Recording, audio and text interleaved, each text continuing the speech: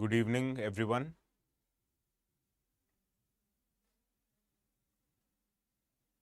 Shakti, Charan, good evening. Arbinda, good evening. Simmi, good evening.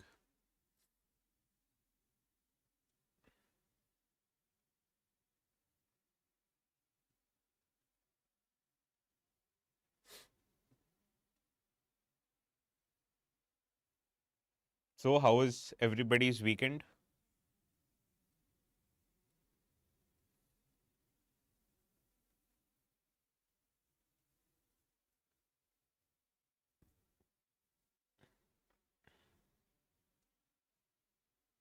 Good evening, ASB.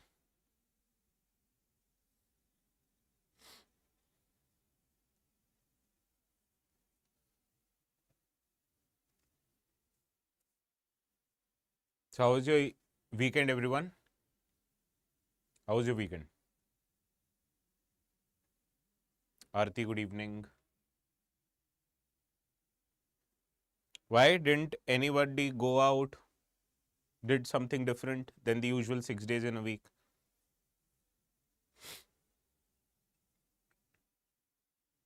Jai Hind, Veerpal.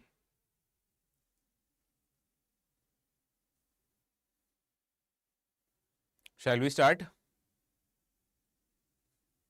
Rishita, good evening. Shivam, Pranam. Okay, nothing out of the box. Arbinda, where do you live? You'd gone for fishing. Good, nice. Is it your hobby?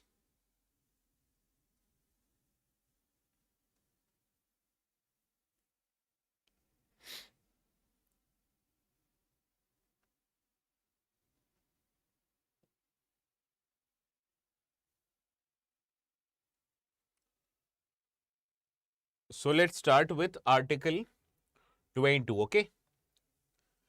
Has anyone heard of Article 22?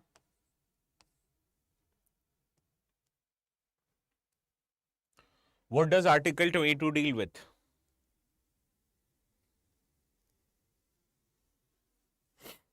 It is a part of Part 3rd of the Constitution. What does Part 3rd of the Constitution deals with? It deals with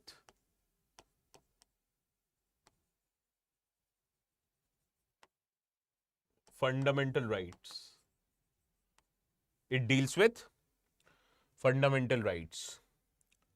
Article 22 provides protection to people. It provides protection in case of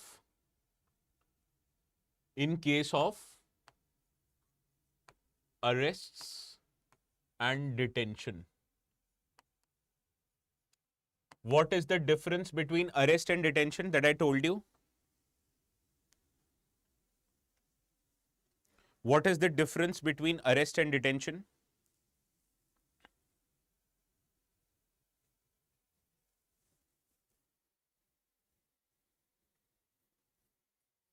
Arrest happens when you have done something illegal, or when you have done a crime, then only arrest will happen, or it is alleged that you have done a crime, then arrest happens.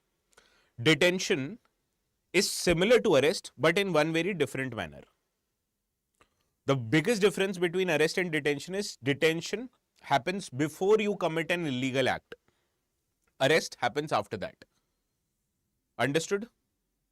Arrest is not just based on proof, it is also based on suspicion. Now, there are two different sections of Article 22. One deals with arrests, another deals with detention.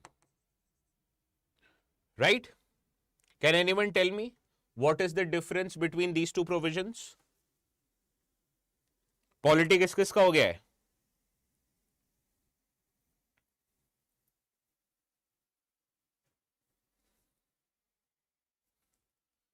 This is Article 22 1 and Article 22(2). What does it provide? What kind of rights does it provide to people? Article 22(1) and 2. Can anyone tell me? It provides right to be informed of grounds of arrest. Of grounds of arrest. दिख रहा है? Is it visible? I'm writing it small because I have to write a lot. Is it visible or should I write a bit bigger?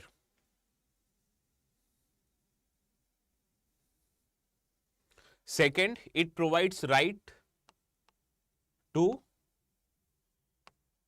consult and get defended by a lawyer of choice.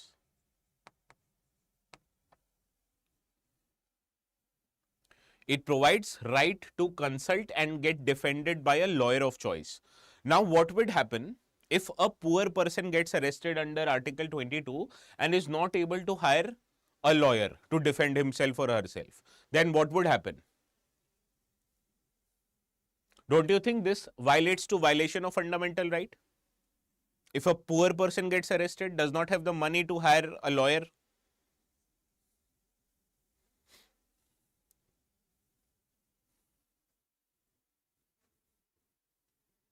free legal aid will be provided to him or her.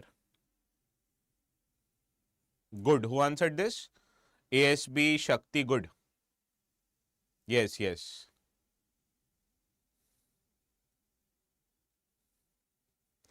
This also includes right to be produced in front of a judicial magistrate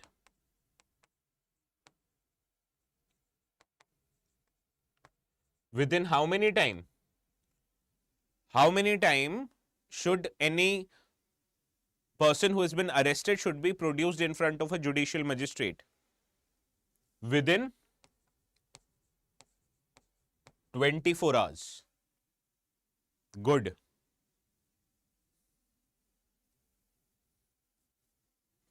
And this also includes right not to be detained beyond 24 hours without judicial authorization. Without judicial authorization. So this is Article 21, 22(1) and 22(2).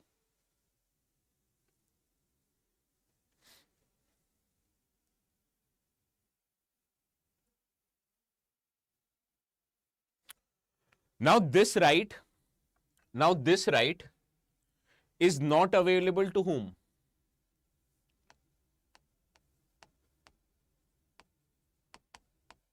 This is not available to whom?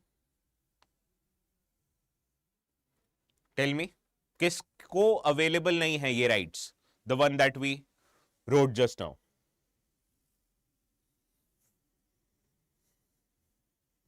Yes. All non-citizens or anyone else?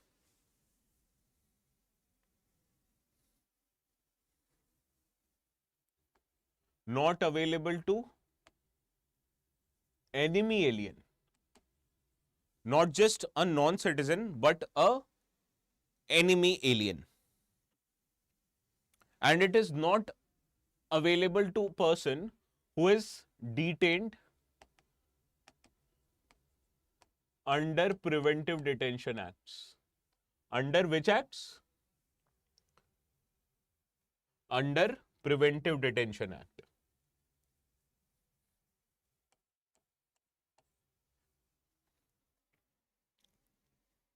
And it is also not available in civil cases.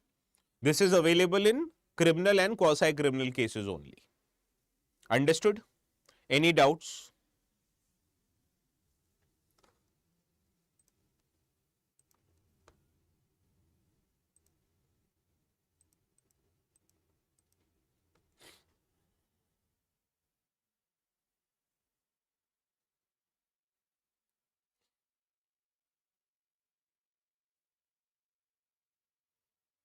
Kasab was arrested under different sections. He was not detained, he was arrested. TADA is a preventive detention. Good. Now let us talk about the provisions for preventive detention.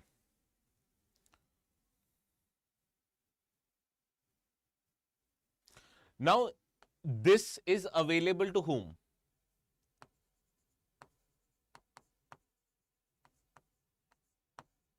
This is available for whom? Both citizens and enemy alien. This is available to both citizen and enemy alien. Anything else? What kind of protection are provided here? Tell me.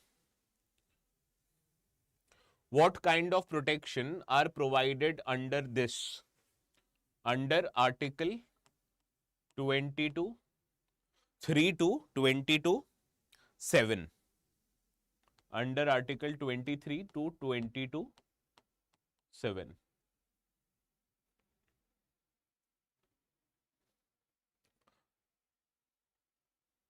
Now tell me this, Shaktiraj, you'll stay quiet right now. I want others to answer also. ASB, you'll also be quiet. Others answer it. Answer karo. How many of you have attended polity? I expect all of you to answer this.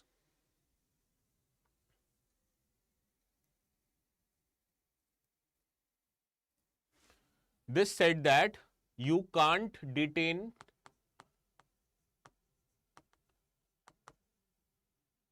beyond 3 months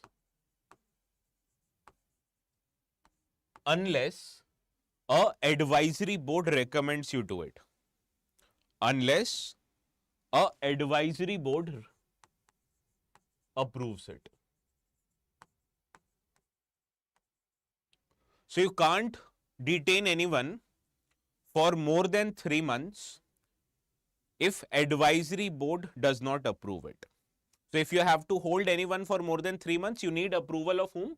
Advisory board. An advisory board is a statutory body headed by a High Court judge.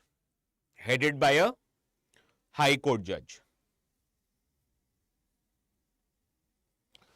Now this also says that you have to inform the detained person, called as detainee, the grounds of arrest.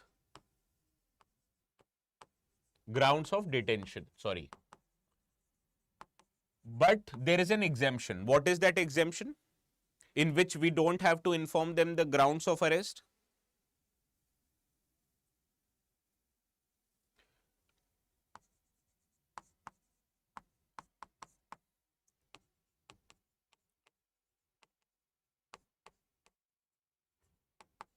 If it is in public interest to not inform that person the grounds of detention, then the government don't have to provide them the grounds of detention.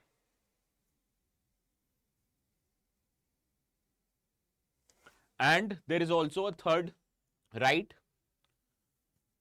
That right is called as a detainee shall have opportunity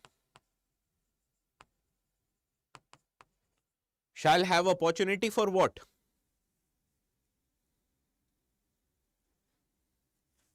Shall have opportunity to what? Any guesses? Shakti here. Shivam.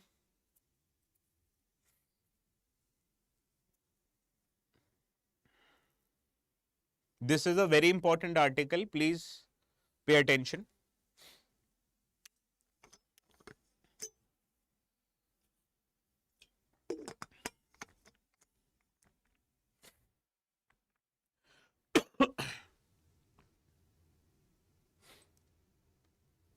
No, not a lawyer. Opportunity to make representation against the preventive detention order.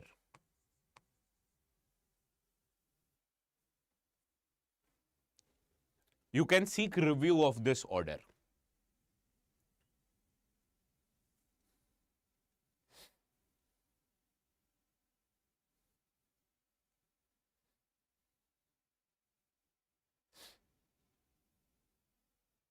Now, who makes the order in this case?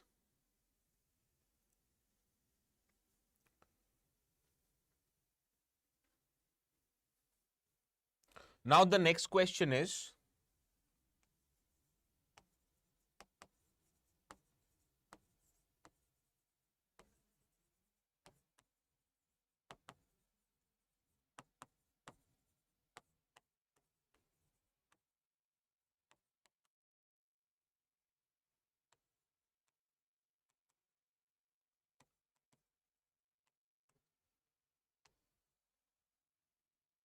which organ of the state can legislate on preventive detention? Tell me.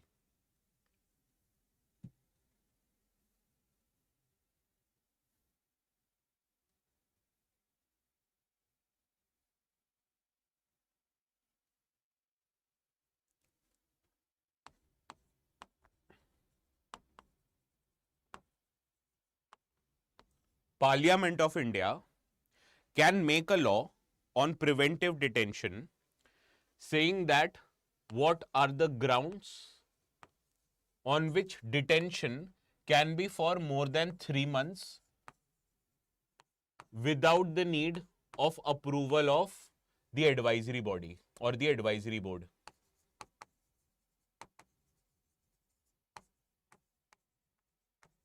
It can also lay down the time period for maximum detention. It can also lay down time period for maximum detention. And it can also lay down the procedure to be followed by the advisory board.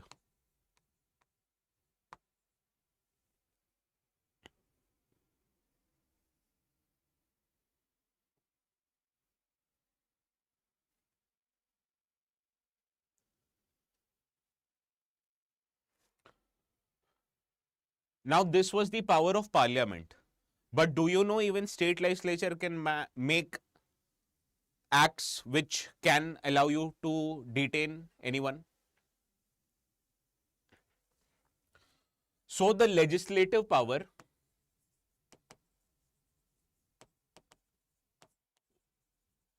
for detention is given to both parliament and state legislature.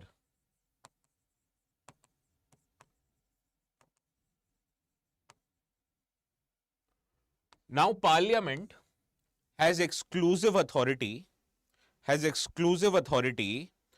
to bring out preventive detention in case of defense of India, in case of foreign affairs, in case of security of the country.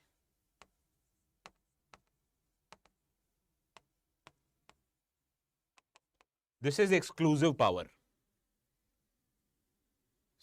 Suppose anybody says bad things about a country with which India has a very good relations with. And there is a possibility that if a person is making bad statement, the relationship between India and that country can sour. So in that case, a person can be preventive or can be put under preventive detention. But this is only happening when parliament is going to make the law, because parliament is exclusive jurisdiction to make preventive detention for these matters. And parliament and state legislature have concurrent power whenever they have to deal with matters relating to maintenance of public order,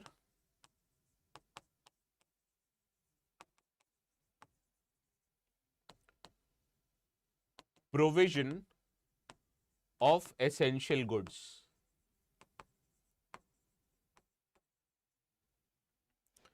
Provision of essential goods and services. Or with connected to or any matter connected to security of a state. So all these matters is under union and state. And these matters are exclusive under union. Understood this? Any doubts, students? This is very important. If you have any doubt, please feel free to ask.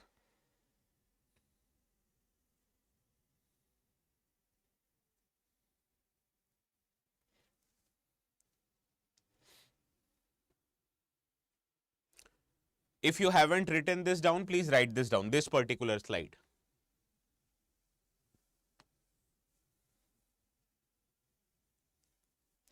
Please write it down quickly. I'll give you 2 minutes. I make you write very less. So quickly. If you're smart enough, you can make a screenshot, but I don't think so. Screenshots are permitted on this platform.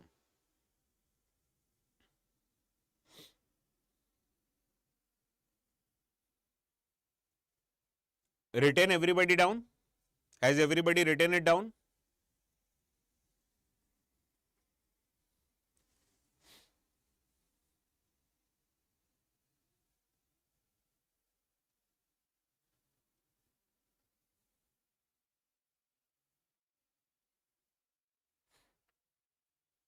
So this was your Article 22. Very important.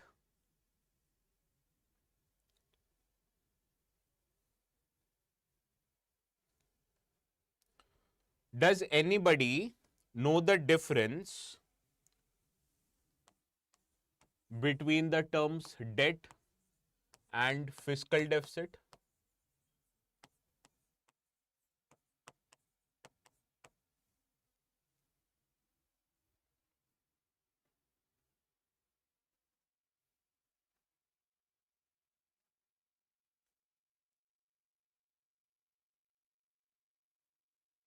Which one? Shivam, under GS 2 or 3? Which topic are you asking about?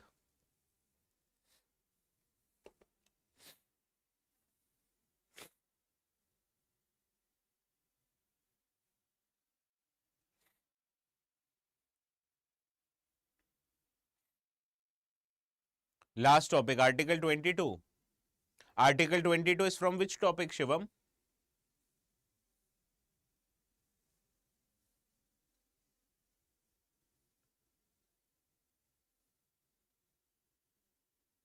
Article 22 is under which topic? कौन से subject में we study constitution? Polity. Polity part of GS2.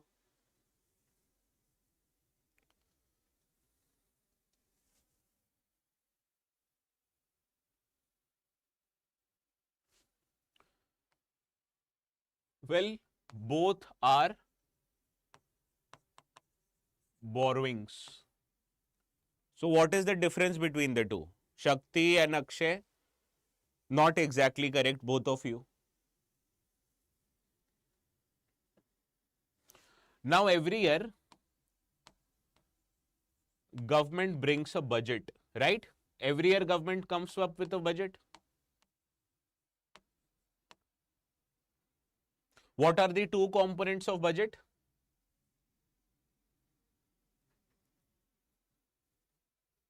Good, Rishita.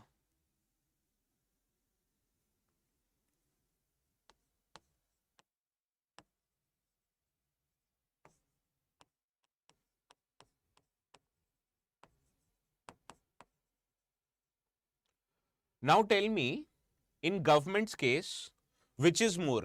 Revenue is more or expenditure is more? Good, Kritika.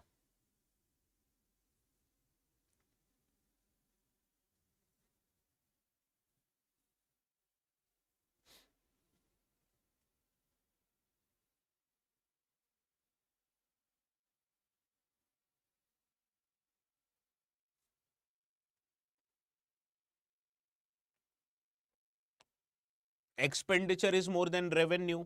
Have you heard in Hindi, आमदनी अठन्नी खर्चा रुपया? This term, आमदनी अठन्नी खर्चा रुपया, it means that you're earning 50 paisa, but you're spending 1 rupee. This is true with respect to Indian government. This is true with respect to each and every government in each and every part of the globe. They spend more than they earn. So, to spend more, where do you think government is bringing money? Government is bringing money by borrowing.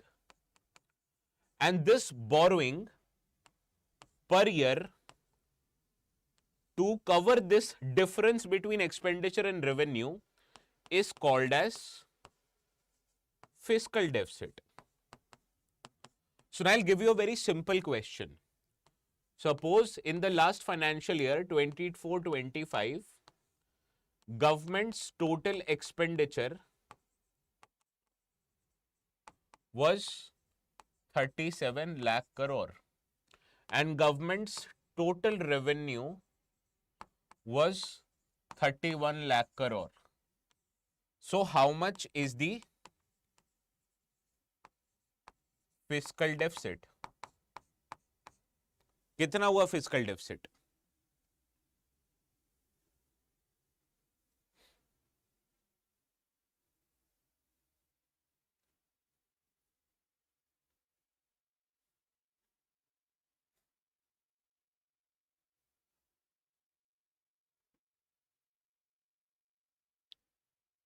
Good. So one concept clear. Fiscal deficit is the difference between revenue and expenditure obligations of the government in a particular budget. Okay? हर साल का borrowing is basically fiscal deficit. Then what is debt?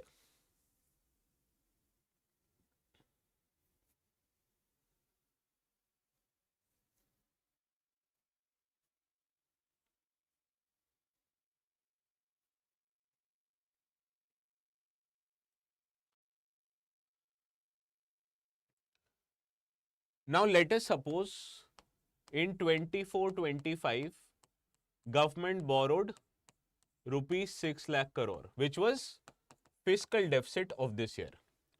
Let us suppose a year prior to that, 23-24, government borrowed 5.8 lakh crore, which was fiscal deficit of this particular year. Let us suppose 22-23, government borrowed 5 lakh crore, which was this year's fiscal deficit. And suppose in these 3 years, government returned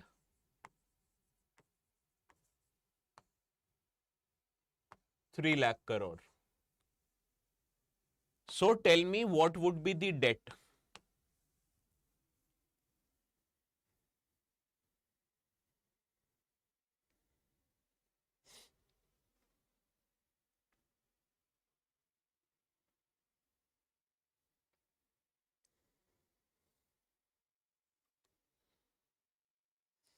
Debt would be the total money you have borrowed minus total money that you have returned. So it means 6 plus 5.8, that is 11.8 plus 5 is equals to 16.8 minus 3 lakh crore. This falls about 13.8 lakh crore. Understood the difference? So suppose I'll give you a very simple.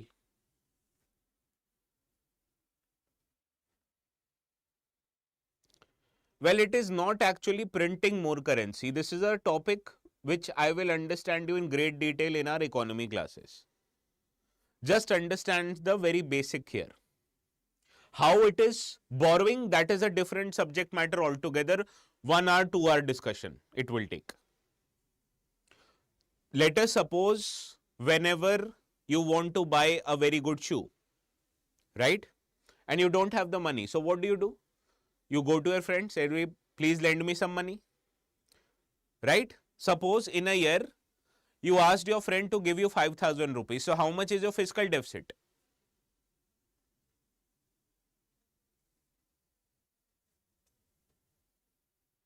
Your fiscal deficit I'm talking about. Everyone, if you asked your friend 5,000 rupees in a year, so your fiscal deficit would be 5,000. But suppose when you go to your friend to demand that 5,000, your friend says, na, you had taken 11,000 before also, you haven't returned me that money. So then after taking this new borrowing of 5,000, how much is your total debt?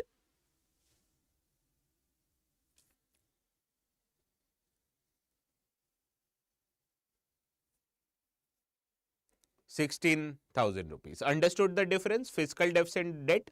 Debt is the total money that you owe for someone and you haven't returned.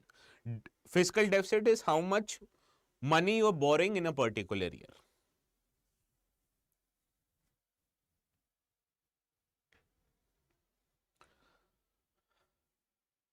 Now, what do you think is the state of, or what do you think is the condition of state government finances?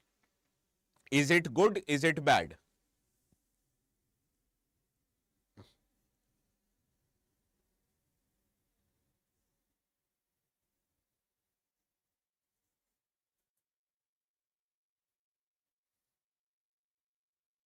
I'm not talking about a particular state government. In general, I'm talking about not so good state.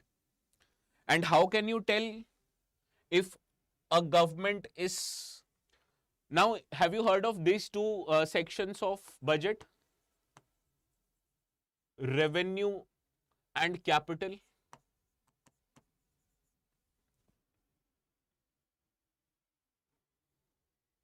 What kind of expenditures do you think are better? Revenue expenditure or capital expenditure?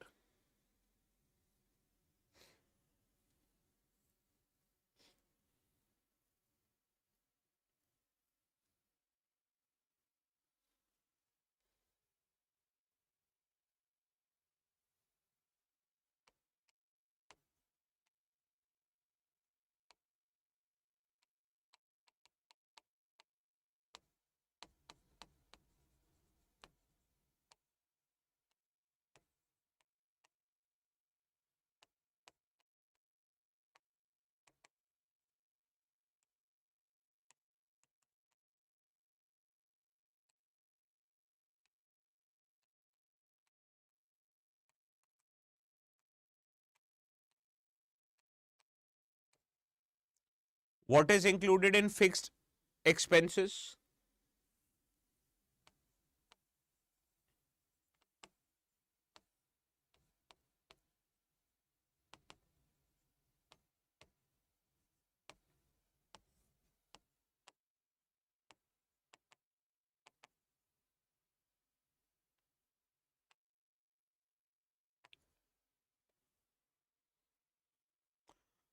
Now, out of these three categories of spending, fixed expenses, welfare spending, and capital spending, which do you think is the best kind of expenditure a government can make?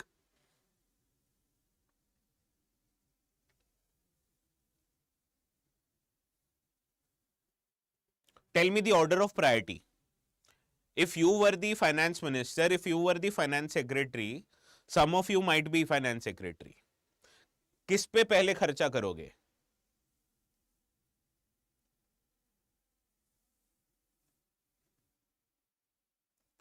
The order of priority should be first, second, and third.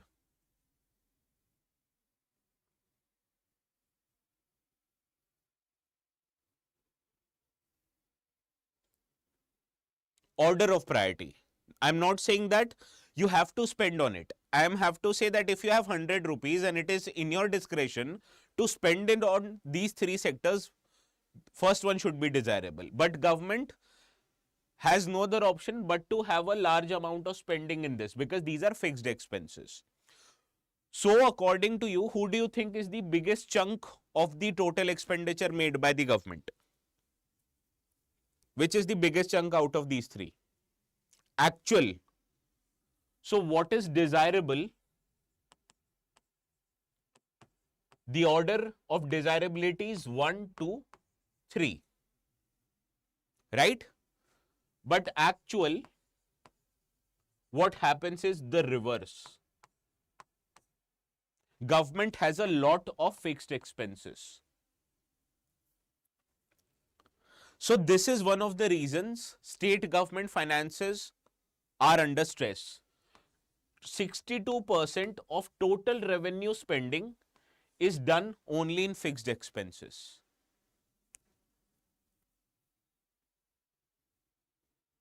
Understood this?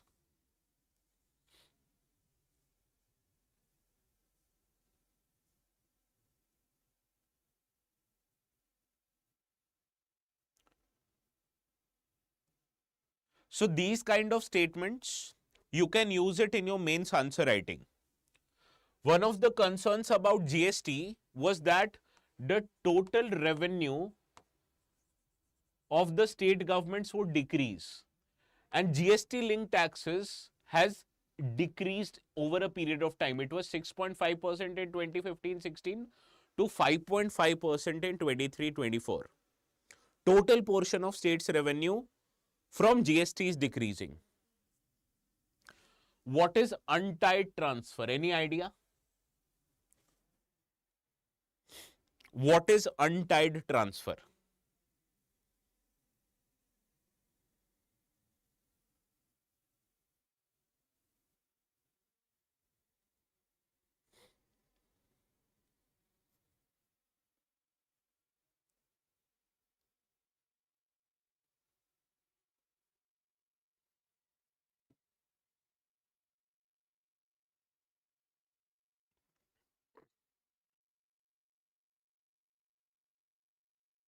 What is untied transfer? Anyone?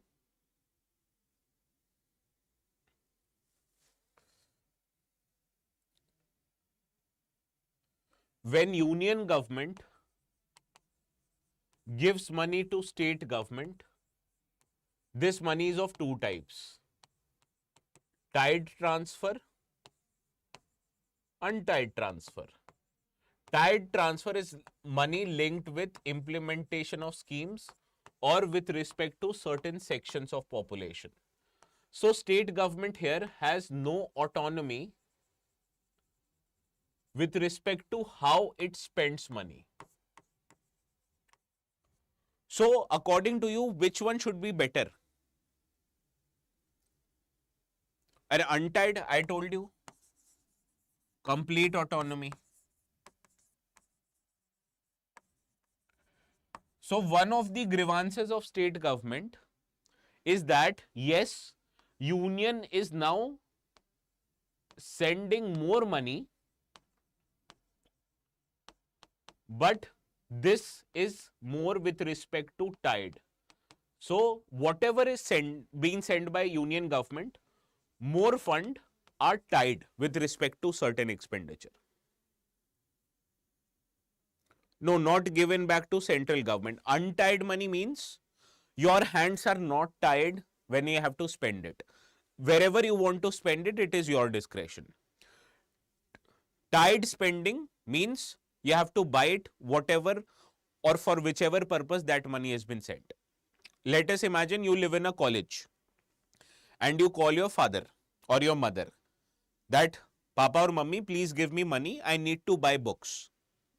Don't you realize your parents are saying how much money you want, I'll give it to you provided you buy books with it. This is an example of tied expenditure or untied expenditure.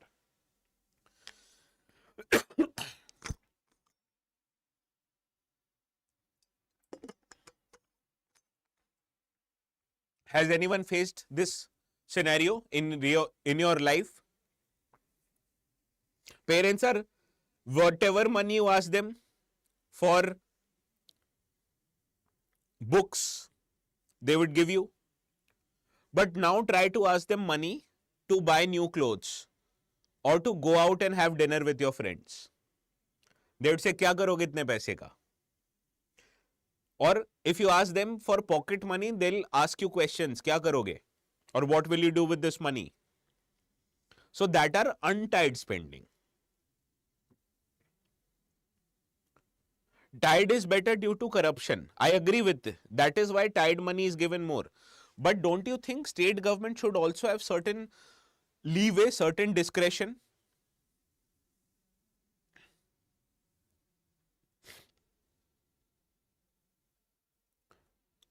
Yes, obviously.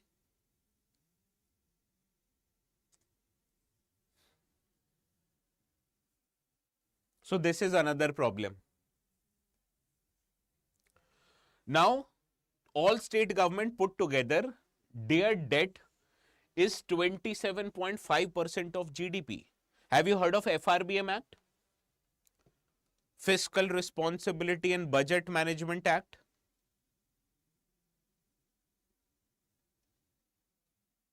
It imposes an obligation that total borrowing of central government should be 40% of GDP and total borrowing of all state government put together should be 20% of GDP. And this 20% target has been overshot by the state governments.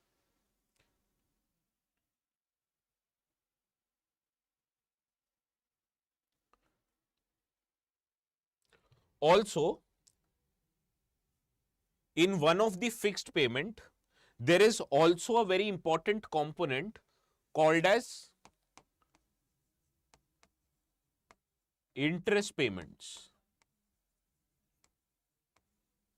What are these interest payments? Any idea? What are these interest payments?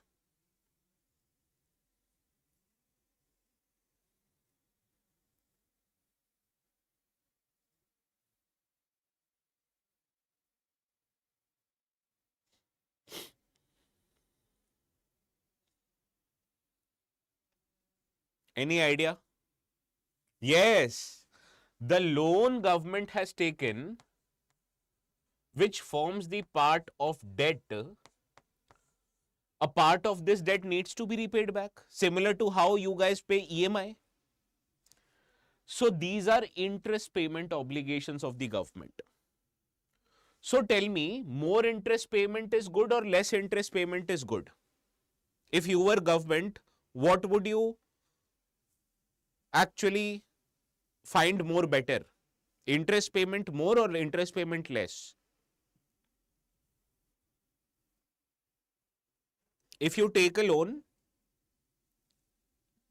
less interest payment. So don't you think if interest payments are more for any state government, that state government is in a bad situation? Good Kritika, good Shivam, good everyone.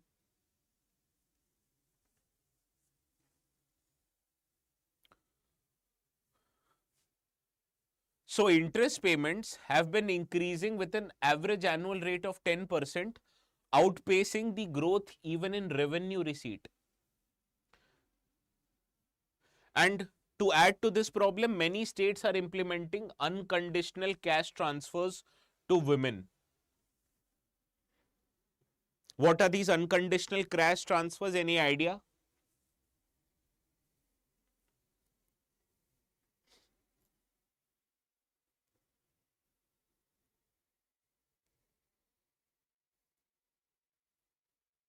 Freebies, good.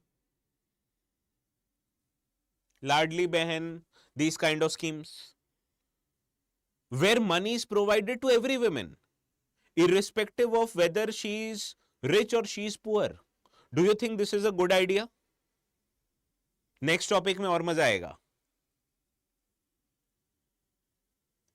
Me providing money to the entire section of the society, is it a good idea or bad idea? Yes, we should provide money. I agree with this. But only to person who actually need it. What's the point of sending 5,000 rupees, 10,000 rupees every year to a rich woman?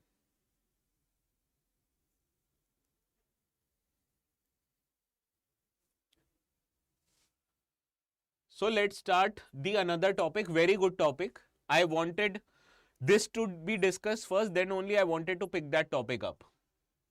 Has anybody heard of the topic called as universal basic income? Has anybody heard of universal basic income?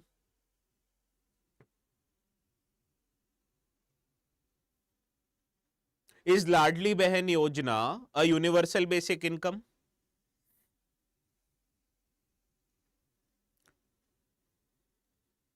Or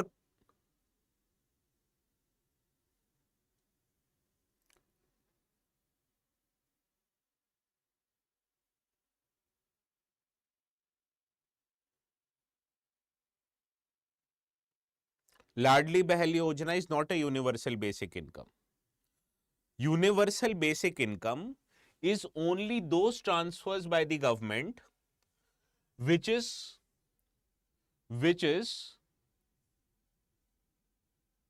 provided to every citizen regularly, and the money that has been provided is unconditional, which means it is not tied. So then only any kind of transfer be called as universal basic income when it fulfills these three criterias: fixed monetary contribution, regular contribution, and unconditional use of that money. So Ladli Behan Yojana is a subset of universal basic income. It is only provided to women. There are other cash transfer schemes also. Can you name them? Union government ki schemes which provide cash transfer to a section of population.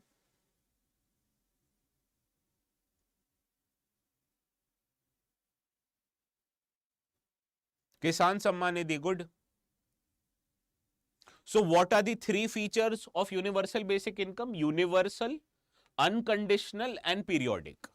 If I give unconditional money to everyone just for 1 month, that is not universal basic income.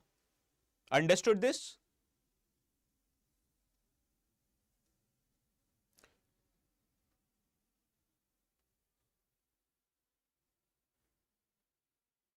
We'll come to it, Akshay.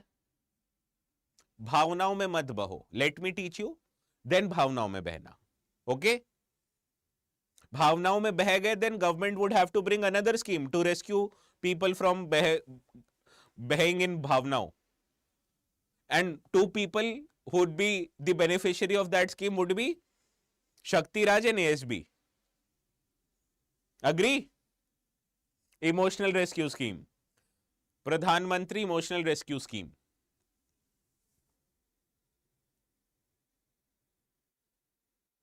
You're not at all stone-hearted, Shakti Raj. You think you're stone-hearted. And it is not good to be stone-hearted, don't worry. So we have come up with a scheme, PM ERS. Okay? And I have identified two beneficiaries, Shakti Raj and ASB. SRJ and ASB.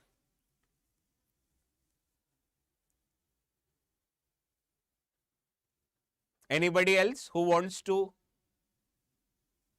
No, I'm the one who's making the scheme. I'm the bureaucrat.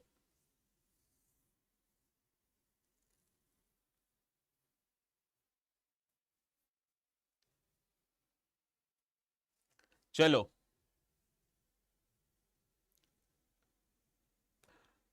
Now, who says this is good idea? Let's find out. Do you remember Arvind Subramaniam?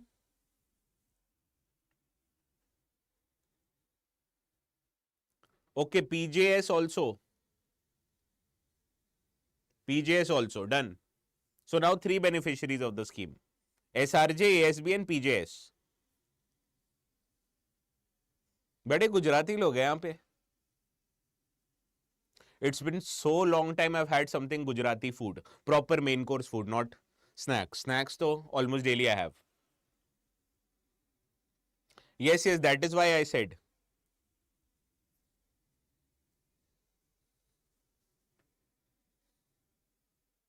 Banaskantha, okay. And you're from Rajkot, right, Shakti?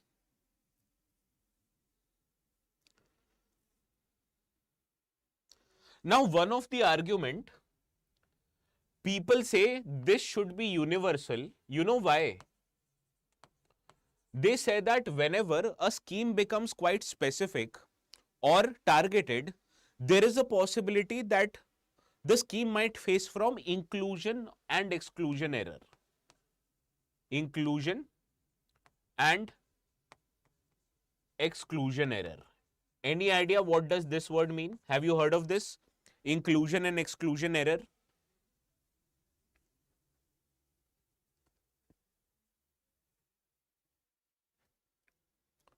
Have you heard of this word, inclusion and exclusion error?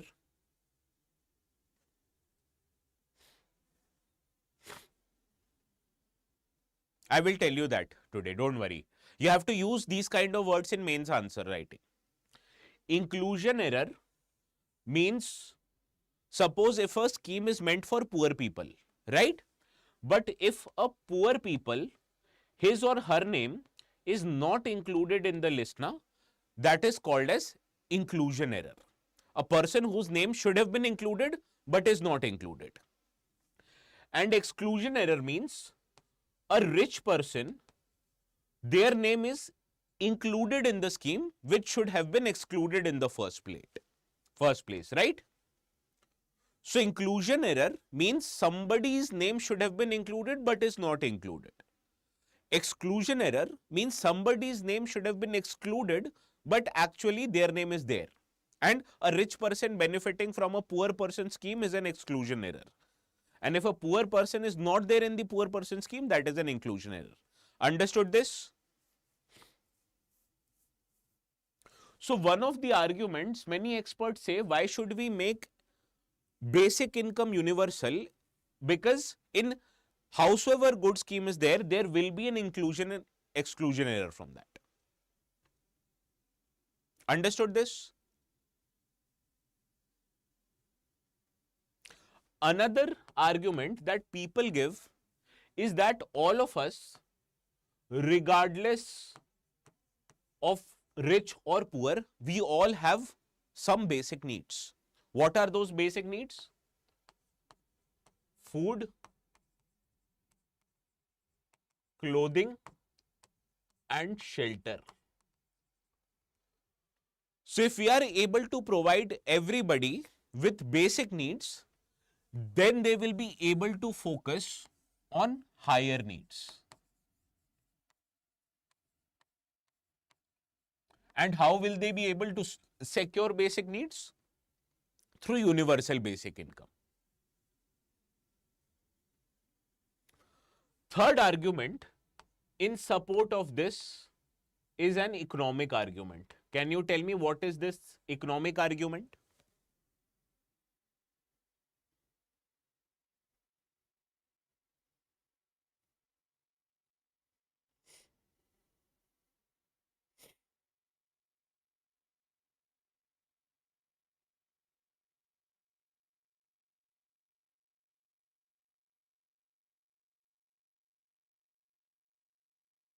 What is the economic argument for providing people with universal basic income?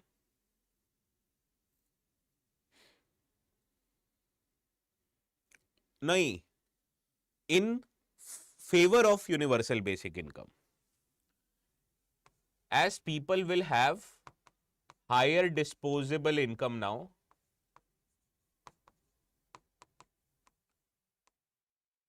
there would be higher level of spending or higher demand for goods and services. To meet with higher demands of goods and services, there will be increased capital expenditure on expanding the capacity of factories, adding more factories, and this would create more jobs and this would create more disposable income. Out of this, it promotes what? Economic growth. It promotes what? Economic growth.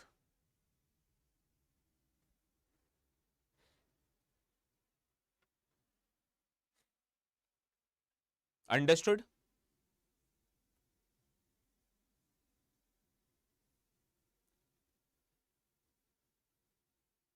Understood up till now?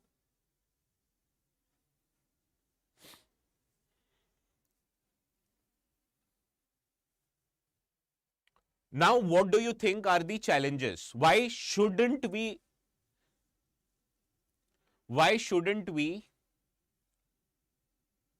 bring UBI? अब बताओ. It is not a productive thing is not the right answer, Shakti Raj. ये तो मुझे भी पता है. Give me arguments.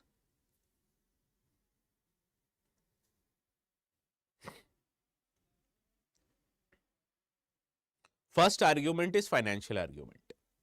सबको पैसा दोगे, पैसा कहां से आएगा?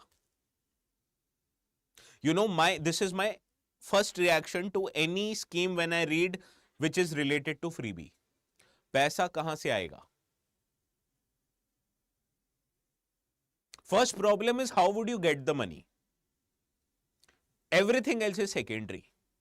Many people have estimated that the total, even if we provide 7,620 rupees per person per year, this would cost about 5% of India's GDP worth of expenditure. And to make it successful, we'll have to rationalize subsidies, or to finance this, we'll have to increase taxes, and we'll have to reduce the fixed spending of the government. Do you think this is politically possible? Reducing subsidies and increasing taxes? Would any government survive after this? Politician को ये बता दो ना, this is politically very dangerous, they won't do that. Politician को क्या करना है? उसको पावर में रहना है. वो कुछ भी करेगा पावर में रहने के लिए.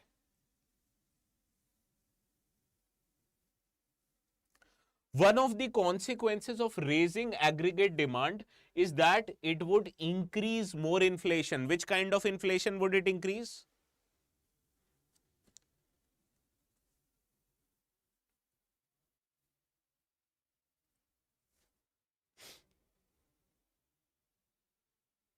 Demand pull inflation. Good ASB.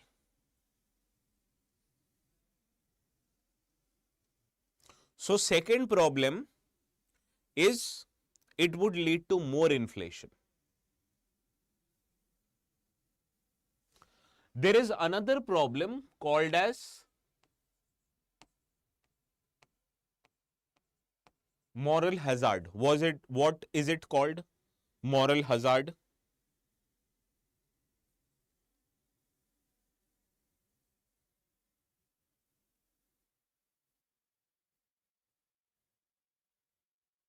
What does the word moral hazard mean?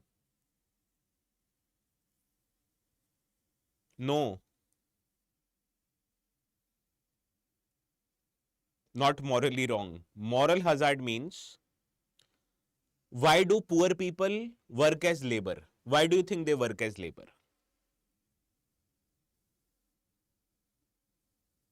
For so small amount of money, why do you think a person is working 8 to 10 hours of a day, physically intensive job? They work it to get some money so that they can fill their stomach. Right? But if you provide people with basic level of money, poor people especially, it does not give them incentive to work.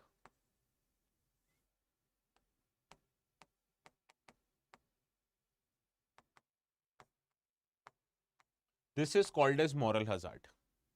Why do some people work? Many people work just to stay busy.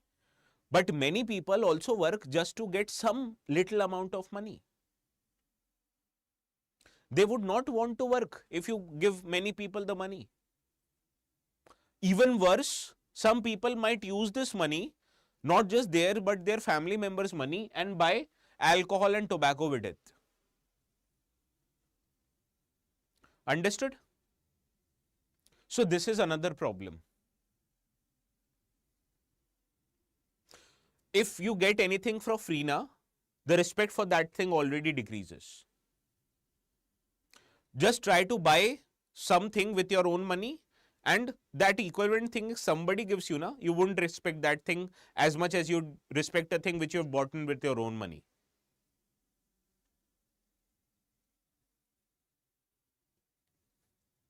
Understood? Any doubts?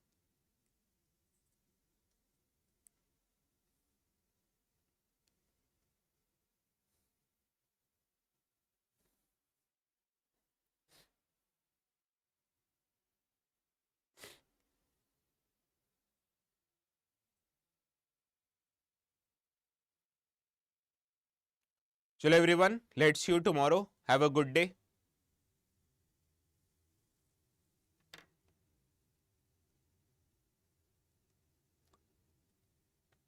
It was not a committee. It was basically different individual people who suggested that we should bring UBI. Bye bye everyone. Have a good day.